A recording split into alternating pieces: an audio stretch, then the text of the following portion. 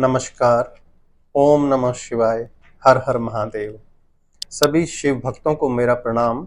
आप सभी जानते हैं कि सावन का महीना चल रहा है, तो चलिए मिलजुल कर इस सावन के महीने में शिव पुराण के कुछ अध्याय हम शिव जी को समर्पित करते हैं। श्री रुद्र संहिता का ये दूसरा अध्याय है, जिसमें सूत जी शिव जी के महात्म्य, उनकी कथाएं और उनके आशीर्वाद और उन्होंने जो अपनी माया से कई कल्याणकारी कार्य किए हैं उसके बारे में ऋषियों को शिव जी की महत्ता का बखान कर रहे हैं। तो दूसरा अध्याय का नाम है नारद जी की काम वासना। चलिए इसको आपस में शेयर करते हैं दोस्तों, साझा करते हैं। ओम नमः शिवाय। सूत जी बोले, हे ऋषियों, एक समय की बात है, ब्रह्मपुत्र नारद जी हिमालय पर्वत की एक गुफा में बहुत दिनों से तपस्या कर रहे थे। उन्होंने दृढ़ता पूर्वक समाधि लगाई थी और तप करने लगे थे। उनके उग्र तप का समाचार पाकर देवराज इंद्र कांप उठे। उन्होंने सोचा कि नारद मुनि मेरे स्वर्ग लोक के राज्य को छीनना चाहते हैं। यह ख्याल आते ही इंद्र ने उनकी तपस्या में विघ्न डालने की कोशिश की। उन्होंने कामदेव को बुलाया और कहने लगे, हे कामदेव, तुम मेरे परम मित्र एवं हितैषी हो। नारद हिमाचल पर्वत की गुफा में बैठकर तपस्या कर रहा है। कहीं ऐसा न हो कि वह वरदान में ब्रह्मा जी से मेरे स्वर्ग का राज्य मांग बैठे। अतः तुम वहां जाकर उसका तप भंग कर दो। यह आज्ञा पाकर कामदेव वसंत को साथ ले बड़े गर्व से उस स्थान पर गए और अपनी सारी कलाएं रच डाली। कामदेव और वसंत के बहुत प्रयत्न करने पर भी नारद मुनि के मन में कोई भी विकार उत्पन्न नहीं हुआ। महादेव जी के अनुग्रह से उन दोनों का गर्व चूर्ण हो गया।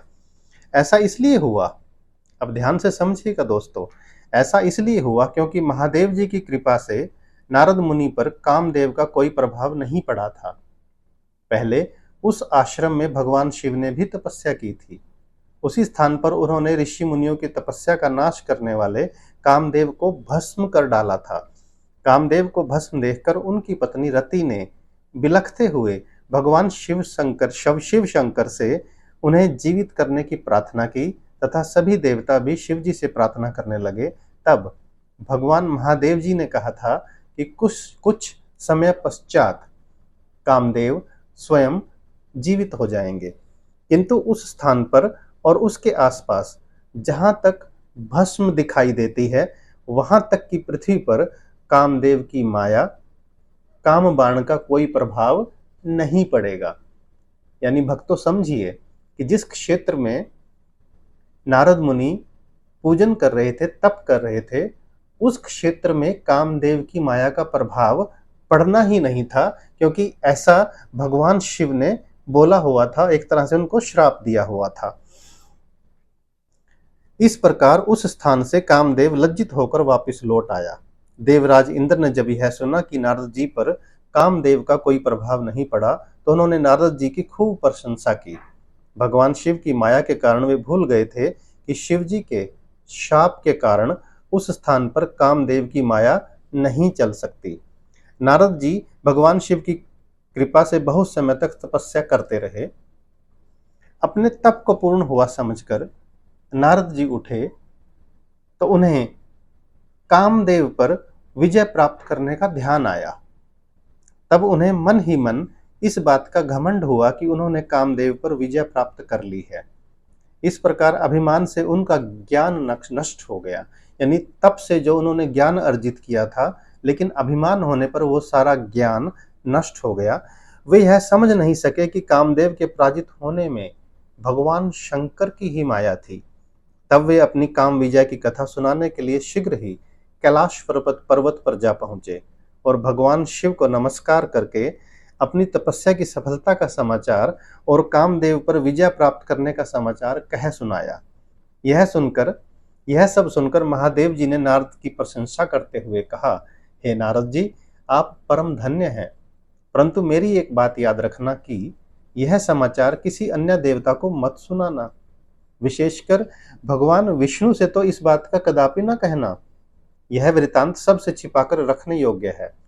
तुम मेरे प्रिय हो, इसलिए तुम्हें मैं यह आज्ञा देता हूं कि यह बात किसी के सामने भी प्रकट मत करना। परंतु वे तो शिव की माया से मोहित हो चुके थे, इसलिए उनकी दी शिक्षा को ध्यान में ना रखते हुए नारद जी कहाँ चले गए? ब्रह्मलोक चले गए। वहां ब्रह्मा जी को नमस्कार करके बोले, मैंने अपने तपोबल से कामदेव को जीत लिया है। यह सुनकर ब्रह्मा जी ने भगवान शिव के चरणों का चिंतन करके सारा कारण जान लिया और अपने पुत्र नारद को यह सब किसी और से कहने के लिए मना किया। यानी ब्रह्मा जी ने भी अपने पुत्र नारद जी को कहा कि ये किसी और के साथ साझा मत कीजिए। नारद के मन में अभिमान के अंकुर उत्पन्न हो गए थे, जिसके फलस्वरूप उनकी बुद्धि नष्ट हो गई थी। वे तो तुरंत विष्णु लोक पहुंचकर भगवान विष्णु को यह सारा किस्सा सुनाना चाहते थे। अतः शीघ्र ही वे ब्रह्मलोक से चल दिए। नारद मुनि को आते देखकर भगवान विष्णु सिंहासन से उठ खड़े हुए। उन्होंने नारद जी को गले लगाया और आदर सहित आसन पर बैठाया। भगवान शिव के चरणों का स्मरण करके भगवान विष्णु ने नारद जी से पूछा, नारद जी आप कहाँ से आ रहे हैं और इस लोक में आपका शुभागमन किस लिए हुआ है?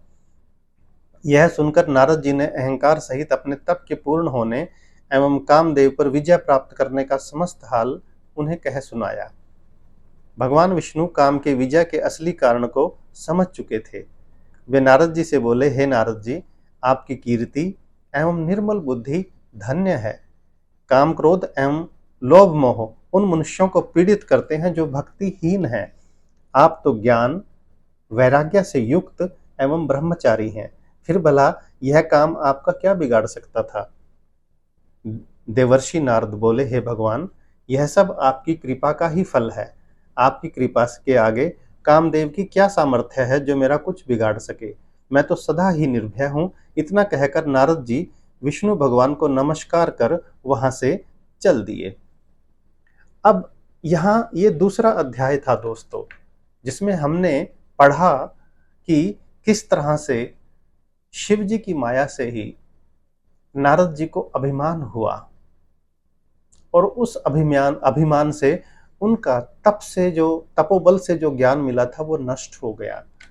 इसका अर्थ ये है, देखिए, हम सभी के लिए भी, कि जब हमें अपने किसी भी सफलता पर अभिमान हो जाता है तो हम भूल जाते हैं कि ये भगवान शिव की, भगवान विष्णु की, ब्रह्मा जी की कृपा से हुआ है। हम उनको धन्यवाद करना भूल जाते हैं और तभी क्या होता है, हमारा ज्ञान नष्ट हो जाता है। ओम नमः शिवाय। शिव जी सदा सहाय। ओम नमः शिवाय। गुरु जी सदा सहाय। हर हर महादेव, हर हर महादेव, हर हर महादेव।